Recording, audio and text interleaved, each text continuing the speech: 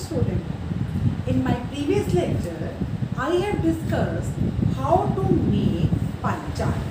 अपने previous lecture में मैंने आप लोगों को बताया था कि कैसे पाई चार्ट बनाते हैं, और मैंने आपको बताया था कि पाई चार्ट बनाने के लिए हमें क्या कैलकुलेट करना पड़ता है, क्या फाइंड आउट करना पड़ता है, हमें सेंटर एंगल कैलकुलेट करना पड़ता है। ओके स्टूडेंट, सेंटर एंगल को कैलकुलेट करने का हमने फॉर्मूला किया था, angle is equal to, I am writing here, angle is equal to item by में टोटल मल्टीप्लाई 360। ठीक है, एंगल जो है हमारा डिग्रीज में होता है, इसलिए हम उसको किससे मल्टीप्लाई करते हैं, 360। लेकिन अगर हमें कोई चीज़ परसेंटेज में दी हुई है, अगर हमें कोई चीज़ किस चीज़ में दी हुई है, परसेंटेज में दी हुई है, तो हम किससे मल्टीप्लाई करेंगे, 100 से मल्टीप्लाई करेंगे। 360 की जगह किससे मल्टीप्लाई करेंगे, 100 से। Got it? आपको पाई चार्ट बनाना है तो आपको 360 से मल्टीप्लाई करना है, बट अगर आपको पाई चार्ट बना हुआ दिया हुआ है तो आप उसमें ये चेक करेंगे कि आपको जो आइटम्स हैं वो परसेंटेज में दी हुई हैं या डिग्रीज में दी हुई हैं। अगर आपको आइटम परसेंटेज में दी हुई हैं तो आप 360 की जगह 100 से मल्टीप्लाई करेंगे। जैसे हमारा फर्स्ट क्वेश्चन है, a survey was made to find the type of music that is certain group of young people like in the city. Adjoining pie chart show the findings of this survey. ये आपका pie chart बना हुआ है। 20% जो लोग हैं वो किसको पसंद करते हैं, सेमी क्लासिकल म्यूजिक को। 10% लोग किसको पसंद करते हैं, क्लासिकल म्यूजिक को। 30% लोग जो है वो फॉक म्यूजिक को पसंद करते हैं, और 40% लोग हमें किसको पसंद करते हैं, लाइट म्यूजिक को पसंद करते हैं। अब हमें आंसर देने हैं।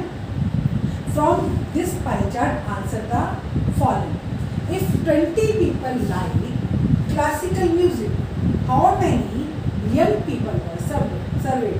वो कह रहे हैं कि 20 लोग जो हैं वो किसको पसंद करते हैं, क्लासिकल म्यूजिक को पसंद करते हैं। तो कितने लोगों का सर्वे हुआ? जैसे यहाँ पे एंगल इज इक्वल टू, ऐसे percentage is equal to item by में टोटल मल्टीप्लाई 100। तो 10% हमें कितनी है, क्लासिकल की, ये हमें दिया हुआ है क्लासिकल म्यूजिक। तो क्लासिकल म्यूजिक की परसेंटेज कितनी है, 10%। कितनी क्लासिकल म्यूजिक की percentage, 10%। 10 is equal to item, कितने लोग पसंद करते हैं, 20 बाय में टोटल और मल्टीप्लाई 100। तो ये आपका हो गया 10 इज इक्वल टू 2000 बाय में टोटल। टोटल को हम एक्स लेट कर लेते हैं। क्या लेट कर, let total people, let total people is equal to x. तो क्रॉस मल्टीप्लाई हमने किया, 10x इज इक्वल टू 2000 और x is equal to 2000 by में 10, 200 पीपल। तो टोटल हमारे कितने पीपल हैं, 200 पीपल। अब second part, which type of music is like by maximum number of people, कि किस टाइप का म्यूजिक सबसे ज़्यादा लोग पसंद करते हैं। तो सबसे ज़्यादा लोग कौन सा म्यूजिक पसंद कर रहे हैं, 40% लोग जो है वो लाइट म्यूजिक पसंद करते हैं। तो सबसे ज़्यादा परसेंटेज किसकी है, लाइट म्यूजिक की। तो क्या आंसर आएगा, light music, light music is like by maximum number of people।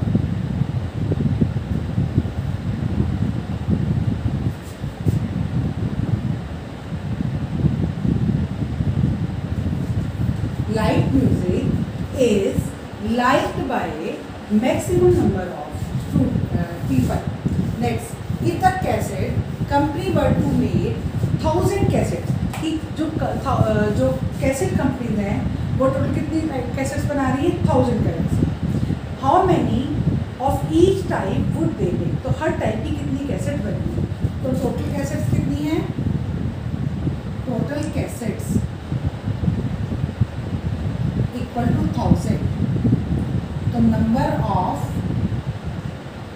Classical music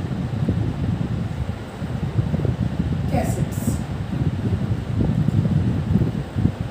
classical music की कितनी बनेगी 10%, तो 10/100 multiply 1000, 100 cassettes.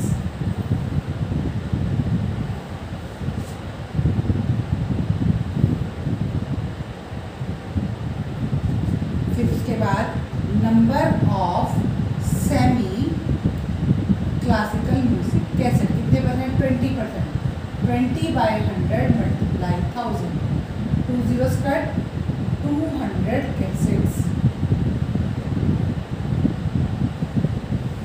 Then number of folk music cassette 30/100 multiply 1000, 300 cassettes. उसके बाद number of light music cassettes, light music कितनी 40/100 multiply 1000, 400 cassettes. ये आपका answer. ये हमारा फर्स्ट क्वेश्चन कंप्लीट हो गया है। आपको जहाँ भी इसमें प्रॉब्लम लगे, बस हमारा यहाँ पर कल के फॉर्मूले से, हमारे प्रीवियस लेक्चर के फॉर्मूले से क्या चेंज हुआ है, हमारे यहाँ पे परसेंटेज दी हुई थी, तो परसेंटेज के लिए हमने कितने से मल्टीप्लाई किया 100 से। अगर हमें एंगल दिया होता तो हम कितने से मल्टीप्लाई करते 360 से। आप वीडियो को पॉज करके कहीं भी क्वेश्चन को देख सकते हैं। ये students question number 2 and question number 3 जो है हमारे, वो हमारे पाई चार्ट्स हैं जो हमने अपने प्रीवियस लेक्चर में डिस्कस किए थे। अब question number 4, the adjoining pie chart give the marks scored in an examination by a student in Hindi, English, Mathematics, Social Science and Science. If the total marks obtained by the student were 540, answer the following question. First question है, in which subject the student score 105 marks? कि किस subject में student ने 105 marks score किए। अब इसमें हमें angle दिए हुए हैं, एंगल दिया है तो हम एंगल निकालेंगे। तो एंगल का फॉर्मूला हमारा क्या है, angle is equal to item by में टोटल मल्टीप्लाई, अगर यहाँ परसेंटेज होता तो हम क्या लेते, मल्टीप्लाई 100 लेते। अब हमारे पास यहाँ पर क्या है, डिग्रीज है, 90 डिग्री, 65 डिग्री, तो हम क्या लेंगे 360 डिग्री। तो एंगल इज इक्वल टू, अब कितने मार्क्स हमको स्कोर करते हैं 105, बाय में टोटल कितने 540 और मल्टीप्लाई 360, 0 से 0 कट हो गई आपकी, 9 4 जा 9 6 जा, 2 3 जा 2 2 जा, 2 3 3 जा 3 5 जा, 70 डिग्री। तो क्या एंगल आया आपका 70 डिग्री। तो 70 डिग्री में कितने मार्क्स हैं हमारे 105 मार्क्स। तो in Hindi student got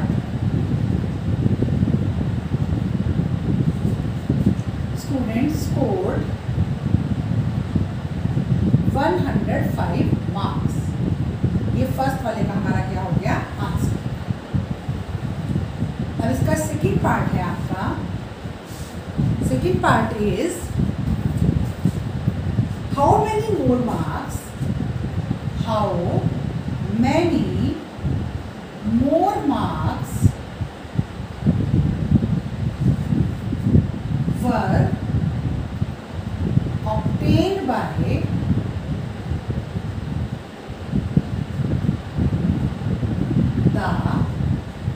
student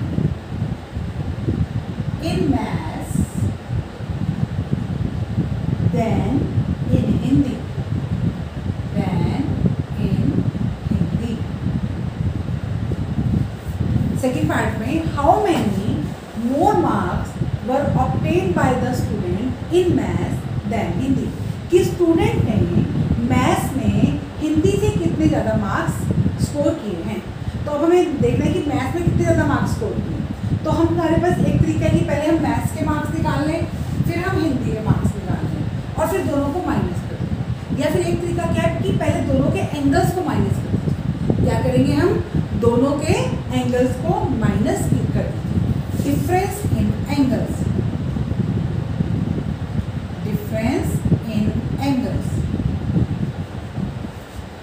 equal to 90 degree minus 70 degree is equal to 20 degree. फिर भाई एंगल का formula, angle is equal to item by में टोटल मल्टीप्लाई 360। अब एंगल कितना है 20 degree is equal to item हमें नहीं पता, बाय में टोटल 540 और मल्टीप्लाई 360 और ये हमारा कट हो गया 20/1, तो ये हमारा हो गया 20 multiply 3 is equal to item, item को हम x नेम दे देते हैं, x multiply 2, 60/2 is equal to x 30। तो 30 marks, 30 more marks were obtained by the student in maths than in Hindi।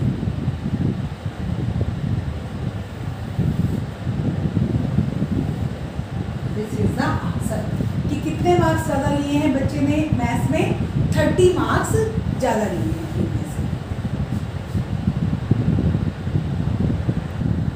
Part 3, examine whether the sum of marks obtained in SS and maths is more than in science and Hindi.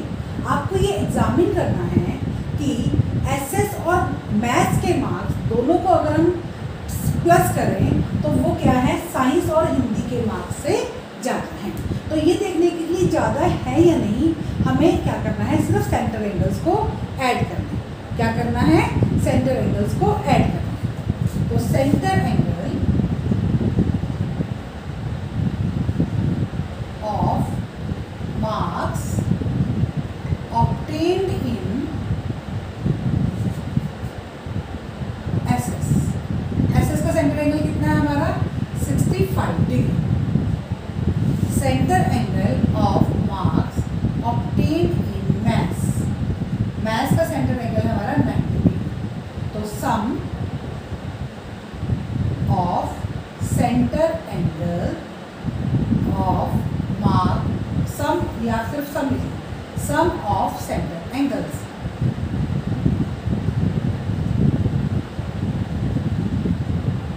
by 155 degree। अब centre angle of marks obtained in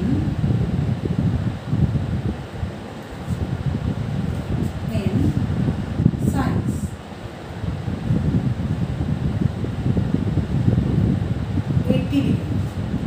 centre angle of marks obtained in Hindi 70, अभी total क्या है 150। अब हमने क्या देखा कि जो मैथ्स और एसएस की सेंटर एंगल का सम कितना आया है 155 डिग्री, और साइंस और हिंदी के सेंटर एंगल का सम कितना आया है 150 डिग्री। तो ज़्यादा है, yes the sum of marks obtained in SS and maths is more than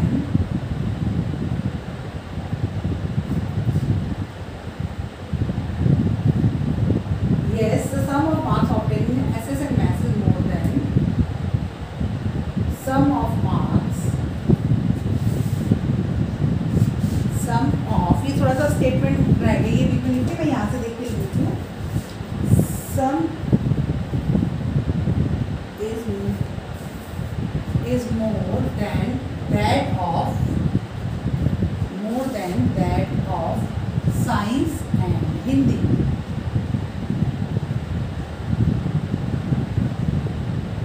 Because sum of angles is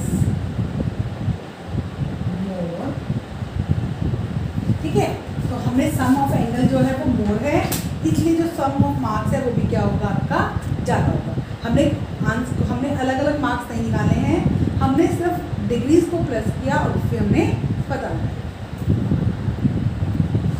students, now we will do exercise 5.3 regarding probability. Probability के बेसिक पॉइंट्स आपके साथ 7th में भी discuss हुए होंगे, तो फिर भी मैं आपको दोबारा से वो रिवाइज करवा देती हूँ। तो बेसिक पॉइंट्स क्या हैं कि फर्स्ट जो बेसिक पॉइंट है कि probability always lies between 0 and 1, that is more then 0 and less than 1। कि प्रोबेबिलिटी जो है वो 0 और 1 के बीच में लाई करती है, 0 से बड़ी होती है और 1 से छोटी होती है। नेक्स्ट जो है probability is always in proper fraction. Probability जो है वो हमेशा प्रॉपर फ्रैक्शन में होती है, जैसे 7/9। न्यूमिनेटर आपका छोटा होता है और डिनोमिनेटर बड़ा होता है।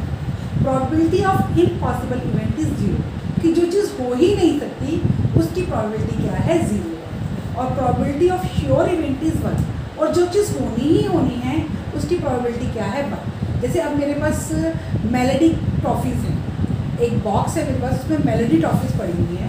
मैं कहती हूँ कि find the probability of getting Alpenliebe toffees. तो एल्पेनलीबे टॉफ़ीज़ की मुझे प्रोबेबिलिटी निकालनी है। अब मेलेडी के बॉक्स में से एल्पेनलीबे की टॉफ़ीज़ नहीं निकल सकती हैं, तो वो मेरी क्या होगी, इम्पॉसिबल इवेंट होगी। और इम्पॉसिबल इवेंट की आपकी प्रोबेबिलिटी क्या हो जाएगी 0। और श्योर इवेंट की जो चीज़ होनी ही होनी है, जैसे मैं कहती हूँ मेलेडी के बॉक्स में से मैं कहती हूँ find the probability of getting melody toffee, तो भैया मेलेडी ही निकलेगी, ठीक है, मेलेडी ही निकलेगी, तो वो क्या होगी हमारी श्योर इवेंट, तो उसकी प्रोबेबिलिटी क्या हो गई 1 हो गई। और ये हमारी एक्सट्रीम लिमिट्स होती हैं। कौन सी लिमिट्स होती है, एक्सट्रीम, बियॉन्ड द प्रोबेबिलिटी। जैसे प्रोबेबिलिटी हमारी 0 से बड़ी है और 1 से कम है, तो ये हमारी एक्सट्रीम लिमिट्स हैं बियॉन्ड प्रोबेबिलिटी। हमें ये 1 मार्क के लिए ध्यान रखना है कि इम्पॉसिबल इवेंट की प्रोबेबिलिटी 0 होती है और श्योर इवेंट की प्रोबेबिलिटी क्या होती है 1। अब नेक्स्ट फॉर्मूला आ जाओ, फॉर्मूला ऑफ प्रोबेबिलिटी। तो फॉर्मूला ऑफ प्रोबेबिलिटी क्या होता है, number of favourable outcomes by में नंबर ऑफ टोटल आउटकम। आपको ये फॉर्मूला हर क्वेश्चन में लिखना ही लिखना है, क्योंकि आपके क्वेश्चन में फॉर्मूले के भी मार्क्स होते हैं। बहुत बार बच्चे ऐसा करते हैं, सीधा सम कर देते हैं और फॉर्मूला नहीं लिखते हैं। But remember one thing, you have to always write down the formula. Okay student, आपको ये पॉइंट्स नोट करने हैं अपनी फेयर नोट में। Exercise 5.3 question number 1, list the outcomes. First part है, फर्स्ट क्वेश्चन का फर्स्ट पार्ट स्पिनिंग व्हील। आपको outcomes को लिस्ट करना है कि अगर आप एक व्हील को स्पिन करते हो तो क्या क्या चीज़ आ सकती है। अब अगर मैं व्हील को स्पिन करूँगी तो आउटकम्स क्या क्या हो सकती है मेरी, ए, बी, सी एंड डी। दोबारा ए है तो दोबारा लिखने की जरूरत नहीं है। तो मेरे व्हील को स्पिन करने पर क्या क्या मेरी आउटकम्स हो सकती हैं, ए, बी, सी, डी। अब 2 कॉइन्स को आप इकट्ठे टॉस करोगे तो क्या क्या आउटकम्स होते हैं। देखो, पहले कॉइन में आपके पास हेड आ सकता है और टेल आ सकता है, फिर या फिर पहले कॉइन में टेल आ सकता है और हेड आ, पहले हेड आ जाए दूसरी बार टेल आ जाए, या ऐसे कर लेते हैं, इस तरह से करते हैं कि आपने दोनों कॉइन इकट्ठे किए, दोनों में हेड आ गया या फिर दोनों में टेल आ गया। 2 कॉइन्स आपने टॉस किए हैं, दोनों में हेड आ गया या फिर दोनों में टेल आ गया, या फिर पहले वाले में हेड और दूसरे वाले में टेल, या पहले वाले में टेल और दूसरे वाले में हेड। तो कितनी आउटकम्स बनी हमारी 4 आउटकम्स।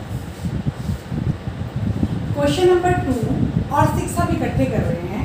क्वेश्चन नंबर 2 में है when a dice is thrown list the outcomes of an event. जब हम किसी डाइस को थ्रो करते हैं तो क्या क्या आउटकम्स आ सकती हैं, और उसके बाद find the probabilities of event given in question 2।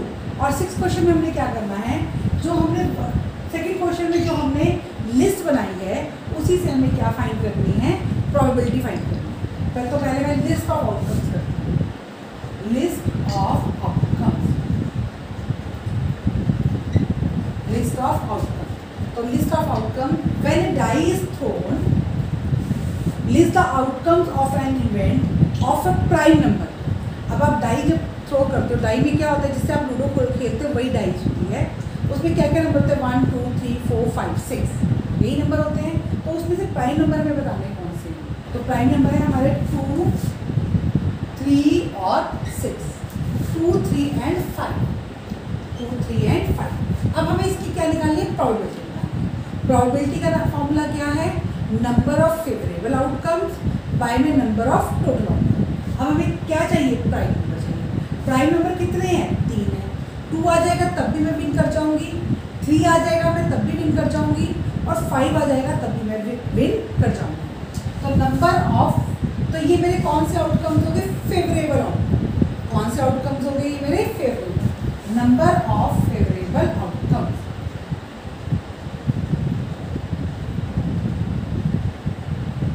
Equal to 3, और टोटल आउटकम्स डाइस में कितने तक नंबर होते हैं, 6 तक नंबर होते हैं। टोटल आउटकम हमारे क्या हुए, 6। और P prime number, P prime number मतलब प्रोबेबिलिटी ऑफ प्राइम नंबर। आप पहले फॉर्मूला लिखेंगे, मैं फॉर्मूला नहीं लिख रही हूँ, मैंने आपको बता दिया था बेसिक पॉइंट में फॉर्मूला क्या है। आप पहले फॉर्मूला लिखेंगे, उसके बाद क्वेश्चन करेंगे।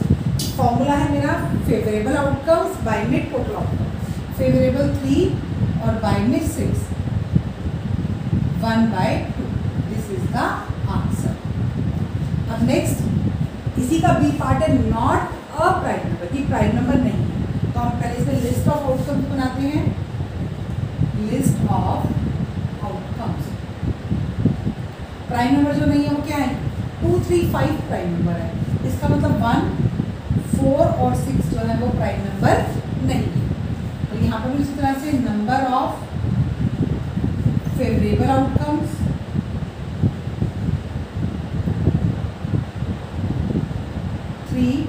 और total outcomes 6, P not a prime number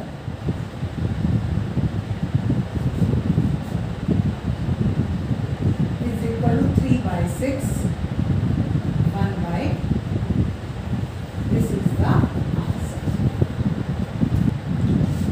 second का a part, a number greater than 5। तो लिस्ट ऑफ आउटकम्स, 5 से ग्रेटर नंबर चाहिए, तो 6 है आपका। तो आपके फेवरेबल आउटकम्स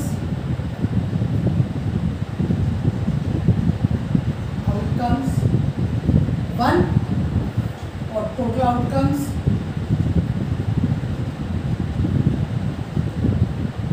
1/6, और प्रोबेबिलिटी नंबर greater than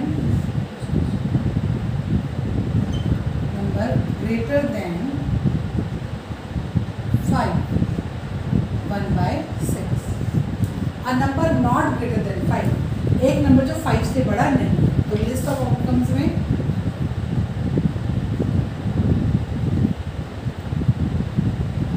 1, 2, 3, 4, 5, क्योंकि सिर्फ 5 से ग्रेटर क्या है, 6 है। 6 को छोड़ दीजिए, बाकी सारे नंबर आ रहे हैं।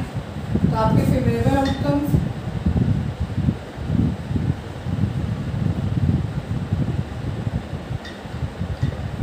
5, टोटल आउटकम्स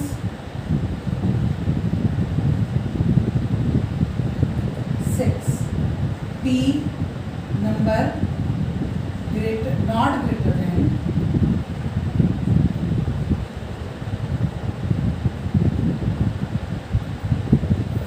5/6।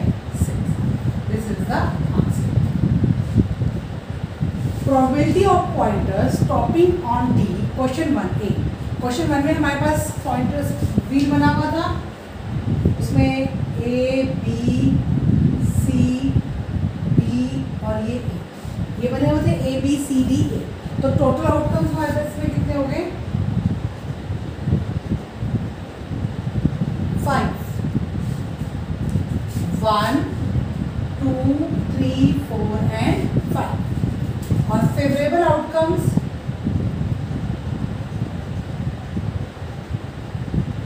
हमें क्या चाहिए, डी चाहिए। तो डी कितनी बार आया है, एक ही बार आया है, 1।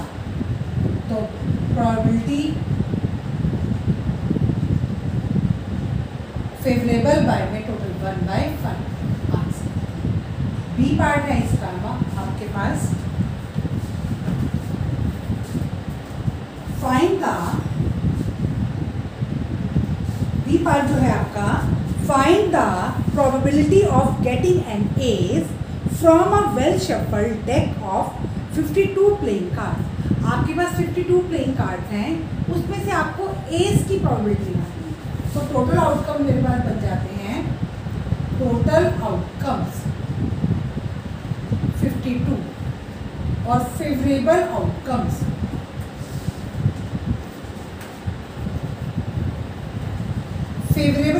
मुझे क्या चाहिए, एस चाहिए। और जो मेरे पास प्लेइंग कार्ड होते हैं उसमें मेरे पास 4 एस होते हैं। कितने एस होते हैं? 4। एस मतलब यक्का, जिसके ऊपर ए लिखा हुआ होता है, दैट इज एस। तो मेरे पास एस कितने होते हैं? 4। तो प्रोबेबिलिटी क्या हो गई? प्रोबेबिलिटी एस की प्रोबेबिलिटी फेवरेबल बाय में टोटल 4/52, 1/30। सी पार्ट है इसका, probability of getting red apple, see the figure below. आपको इसमें से रेड एप्पल, ये G for green apple, R for red apple, total apples 1 2 3 4 5 6 7 और number of red apples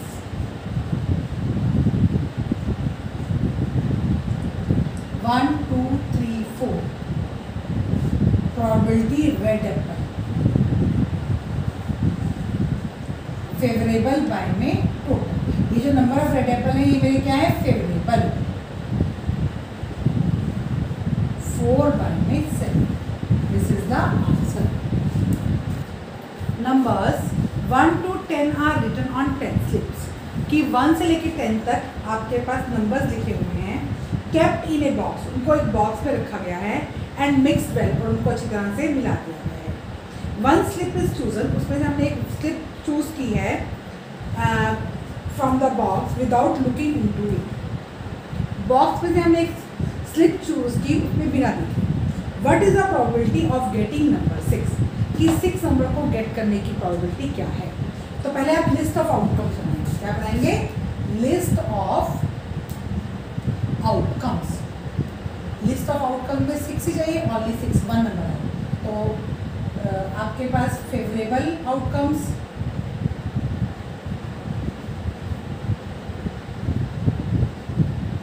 1, total 1 से लेकर 10 तक है तो 10, और प्रोबेबिलिटी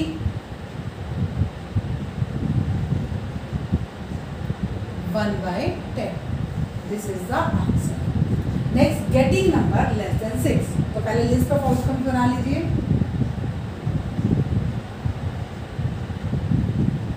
लेस देन 6 में 1 2 3 4 5, तो total outcomes 10,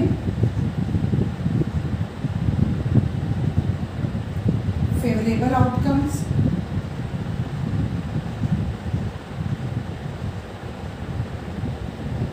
5, probability 5/10, favourable by में total 1/2। This is the answer. Getting a number greater than 6, पहले लिस्ट ऑफ आउटकम्स बनाइए। 6 से बढ़ना चाहिए हमें 7 8 9 10, तो टोटल आउटकम्स हमारे पास है 10, फेवरेबल 1 2 3 4 4, और प्रोबेबिलिटी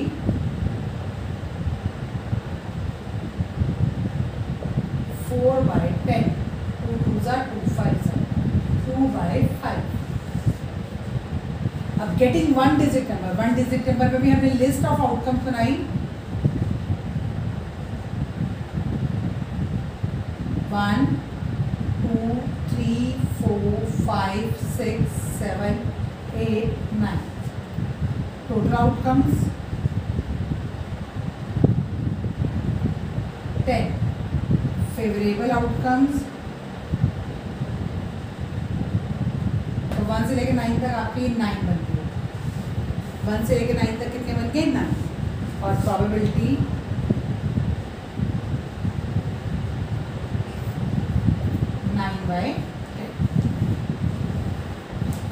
आपके पास स्टेटमेंट चेंज होकर आ सकती है इवन नंबर की प्रोबेबिलिटी। तो इवन कौन से बनेंगे 2, 4, 6, 8, 10, 5/10। और नंबर की 1, 3, 5, 7, 9, 5/10। इसी तरह से प्राइम नंबर की 2, 3, 5, 7, 4/10। आपको इस तरह से अलग अलग से प्रोबेबिलिटीज स्टेटमेंट चेंज होकर आ सकती है। If you have a spinning wheel with 3 green sectors, आपके पास एक स्पिनिंग व्हील है, उसमें 3 ग्रीन सेक्टर्स हैं। तो नंबर ऑफ, क्वेश्चन नंबर हम कर रहे हैं 5, number of green sectors, green sectors 3, 1 blue sector and 1 red sector. तो नंबर ऑफ ब्लू सेक्टर 1 और नंबर ऑफ रेड सेक्टर